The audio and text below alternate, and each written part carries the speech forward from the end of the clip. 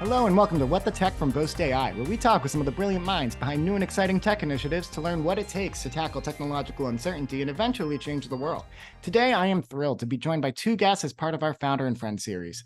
For these shows, we encourage a member of our network to extend the invitation to a new friend to hop on the mic and chat about their founder stories and get their take on building a successful startup. Joining us is our friend Andrew Gaudry, a business development associate at Broderick Capital, where he helps Canadian entrepreneurs scale their rapidly growing businesses by connecting them with the strategic capital and advisory services they need to really take off. Along with having built a cross-industry network that spans the country, Broderick Capital has also established a strong relationship with Green Acre Capital, Canada's first cannabis venture capital fund, which is working with Andrew's team at Broderick to expedite the growth of fast-moving startups in this field. Joining Andrew and I is Venky Wailagro, a founder and CEO of MD Connected, where he's seeking to revolutionize the healthcare industry by offering telehealthcare services to citizens across Canada. MD Connected's telemedicine clinics reduce wait times from days to minutes. All of this is done without sacrificing quality of care while actually working to improve health quality across the country. The work Venky is doing and Andrew is helping support are not just noble efforts, but they're often steeped in the latest technology and are rife with R&D. I'm excited to pick both of their brains about the state of startups in healthcare, their approach to building a new business in 2023, and their plans for the future. So without further ado, welcome to the show. Thanks for having us. We're really looking forward to speaking today. Yep. Thank you, Paul. So to kick off, let's tell the listeners a little about yourselves. Andy, I'm going to point it to you first, but let me know, where are you based? What are your passions, and kind of how you got into the VC space to begin with? I'm based in Toronto. I live in the St. Lawrence market. Broderick's office is in Yorkville. How I got started, with startups, the VC world, investment banking, is that my background. I started my career actually at a private wine club just off of Bay Street. I built that business up to 40% of revenue in 2017. They're all deal makers on Bay Street, partners of law firms, investment bankers, hedge fund managers, the whole gamut. As I was developing those relationships, they were doing all the cannabis deals back in 2017. They were dealing in large dollar figures. I'm like, I'm in the wrong business. Like, I have to get into cannabis. I started networking my way into the business. From there, I connected with a company based out of Australia called Canvalate. At the time, they were the largest distributor in the country. We ended up closing the biggest deal in cannabis history. We brought the Valens company to Australia, which was very proud about that deal. From there, I got transitioned into pharma for a bit, a contract manufacturer. And then after that, it's always been a goal of mine to break into investment banking. And I cold called my boss here at Broderick, got an interview. 4 interviews later, I got the job, and the rest is history. So that was 11 months ago. My 1 year's coming up in November. I'll give you a brief background about the firm. Broderick Capital was founded in 2019. We work in the same office as Green Acre Capital. Green Acre Capital was Canada's first cannabis venture fund. They've deployed $100 million in the space globally. I'd say they're the finance vehicle. We're the advisory side of the business. So we do a lot of M&A. Our biggest deal to date happened to be a health tech deal. Alliance Pharmacy got bought out by TELUS Health for $62.5 million. We were the exclusive financial advisor for Alliance Pharmacy. And then from there, our investor base are ultra high net worth, family offices, venture funds, private equity firms on the buy side. We're agnostic. AI, health tech, organic waste, alternative protein, real estate development, manufacturing, and esports as well. So yeah, the firm was founded in 2019. The reason why we pivoted is because cannabis took a bit of a nosedive in 2020. So since then, my job as business development associate is to bring in new clients, either for a capital raise or for advisory services. So the firm has advised over $200 million to date, both in financings and in M&A transactions, which is super exciting. We're a very small, nimble team. We're all young, hungry, and we like to do deals. So That's a bit of a background about myself. I'll let Venki take over. Just want to comment real quick, Andy. I love the energy that you brought to that. Also, I love that you mentioned that your team, they're young, they're scrappy, and they're hungry. That's really something that I feel like is one-to-one with us here at Boast. I'm amazed at how much we're able to do with a team that's as small as ours. So it's awesome to hear that that's just like a hunger that's shared across the Canadian ecosystem. Yeah, absolutely. Yeah, and I'm based here in Boston, so I've been learning a lot about Canada and just what's kind of happening in the startup space. Yeah. I was telling you before the call, I was up in Vancouver earlier this week with my marketing team. Had no idea how much the cannabis industry had taken off, but also to your point, kind of took a nosedive in 2020. So exploring those different avenues for business, it's awesome that you're able to, again, keep your passions at the forefront, but again, explore all these other areas. So Yeah. awesome to hear, and I love that too. It brings connections like the one you've made with Venki over to us. So Venki, without interrupting you, dive in. Tell us a little bit about yourself. Yeah, for sure. All right. So formal training is actually in finance and accounting. Worked for a firm called KPMG, did that for a while. But I've come to find that like I really enjoy challenges and problem solving, which sort of leads right into why I enjoy the entrepreneurship route. So it's you kind of get the best of all of that, right? So that's kind of where I've been in probably the last 10 years, I would say, at least. So after I left finance and so forth, I started my own sales organization at the time. For me, I always just look for opportunities, things that I feel are broken or that need, or that just could be better, and or areas that, are just in high need, right? So that kind of led me into the insurtech space as well. And then from there, I moved into healthcare, right? Because as I mentioned through previously, I started a sales organization, which took me on a lot of travel across, across the province and across the country. And I really got a glimpse of healthcare outside of the GTA, which is like, you kind of take for granted being from, Toronto, right? And then when you go out and you're in like some of these rural communities and some of these rural areas, you're like, whoa, like it's a big difference in terms of how, they access care, how they deal with that, and, how far they have to commute, and things like that. So that's how MD Connected was born, was basically through the identification of these challenges and, how we could potentially solve that with, the use of virtual care. So a couple questions to build off of that, not to dive straight into the nitty gritty, but could you tell me a little bit about what some of those acute challenges are that you notice and what the solutions that you're trying to bring to the table with MD Connected are? So the biggest challenge is always going to be that, supply demand, right? Like there's only so many doctors and there's only so many, and there's X amount of patients, right? So, and unfortunately, not everybody wants to uproot their family and move to some of these more rural or communities, right? If you're from Toronto or if you're from Mississauga, like to leave and go somewhere else, that's your biggest challenge right now, is that it's the idea of like, okay, well, how do we get physicians or care or access to care to these communities, on a, call it on a one-to-one basis, if you will, right? So I think that was the major challenge that you would see, right? Long wait times in these communities which is obviously an extension of what I just said, right? So those are the other ones. Even when I was in some of these rural communities, it's like you talk to somebody and they need something basic and they can't get into their doctor for like 3-4 weeks just because of the backlog of patients, right? So those are the main challenges, right? But then as an extension of that, now like you look at it's like, well, there's these challenges, well, what are the opportunities? And that's where tech comes in, right? And you can use tech to facilitate filling that gap, right? And that's exactly what we did by setting up telemedicine sites where we have a physical location where patients can visit.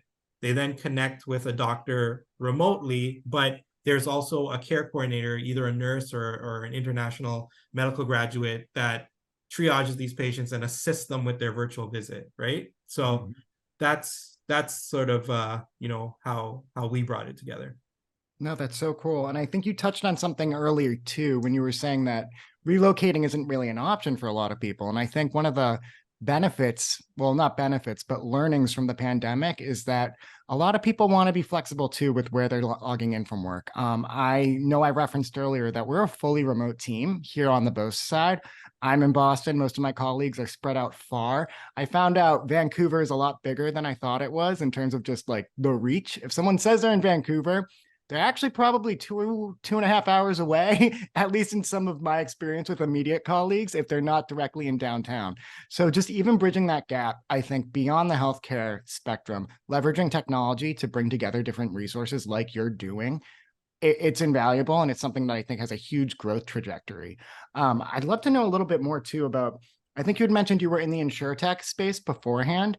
Yeah. What are some of the, I mean, besides probably the numbers game, the big differences between insurtech versus working in telehealth or telemedicine? Yeah, good question. I think like, so with insurance, I mean, it's not really actually that they're too dissimilar. Like they're pretty closer. Like I think they're both sectors that rely on really old sort of archaic methods, right? Of doing things. Like when, ironically, when you think of insurance, right? Like everything is based on history, right?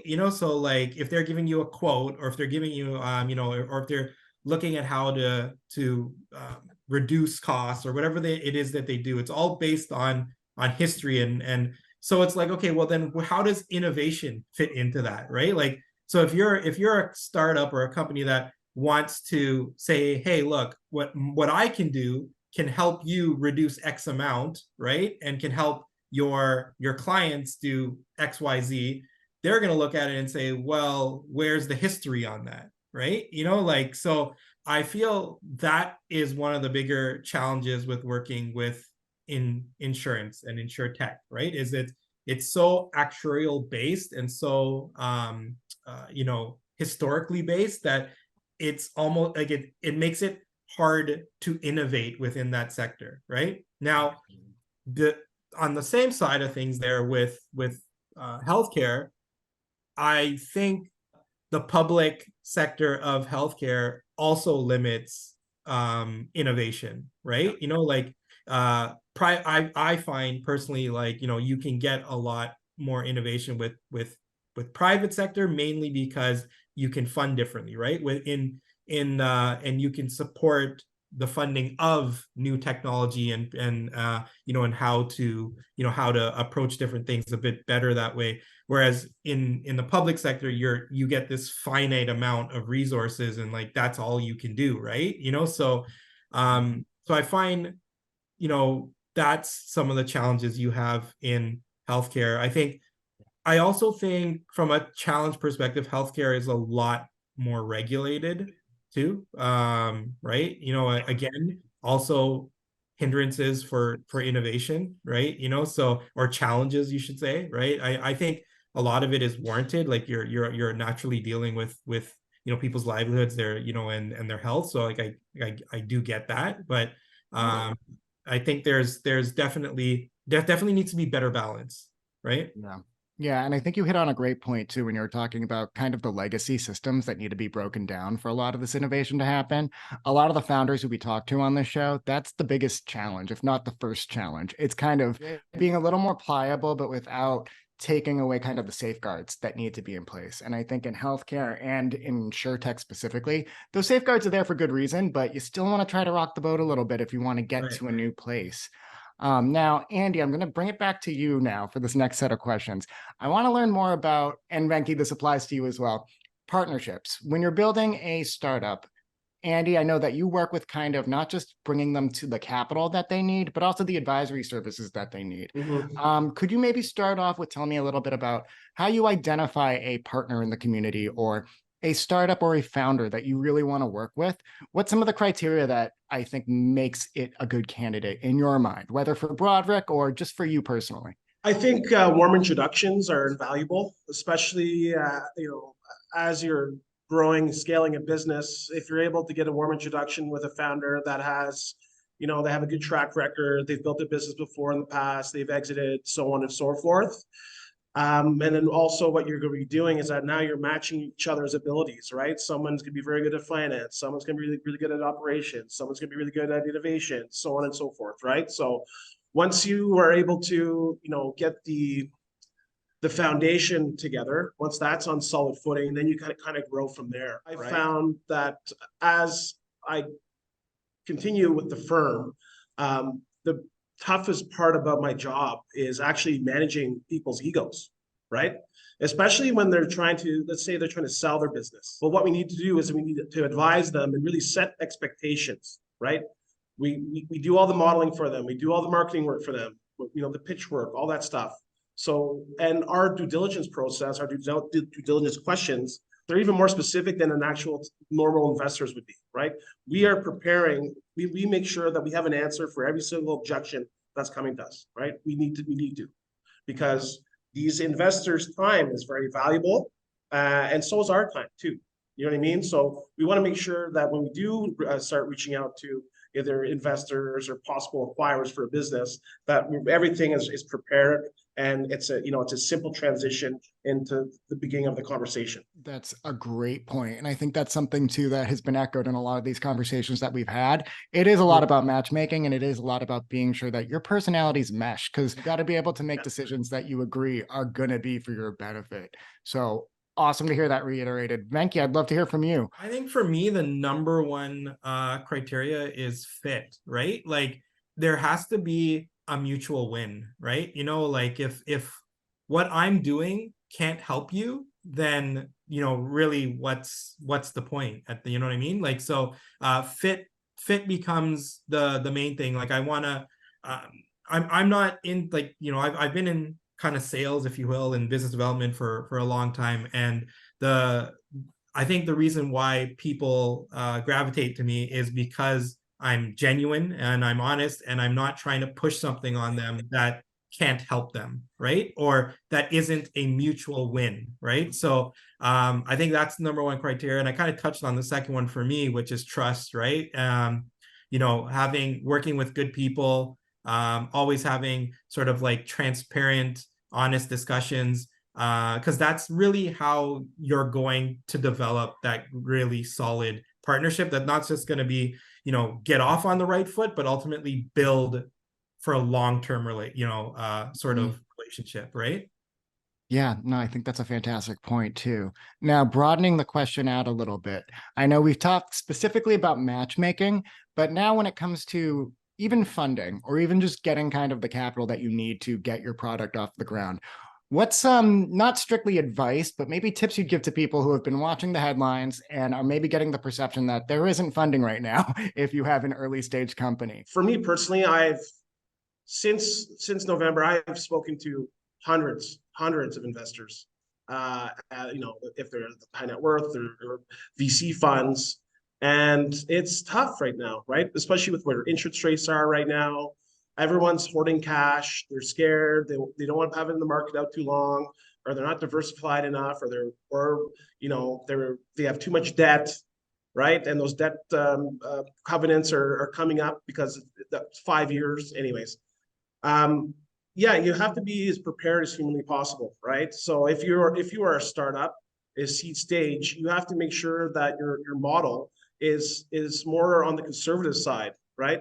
You have to really prove to these investors that you're going to be able to hit your targets in that time frame that you've given out, right?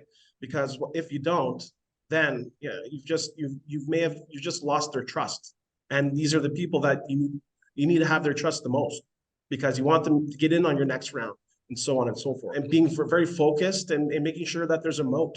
You know what I mean? Like this is all this preparation needs to be done beforehand before you even think about speaking to an investor. I think that's invaluable tips. It's more than just due diligence too. Like, sure, you have to have your table stakes house in order, but you have to be able to make the case, and you have to really make it an appealing case, especially given all the odds today, because great businesses will come out even when funding is tight.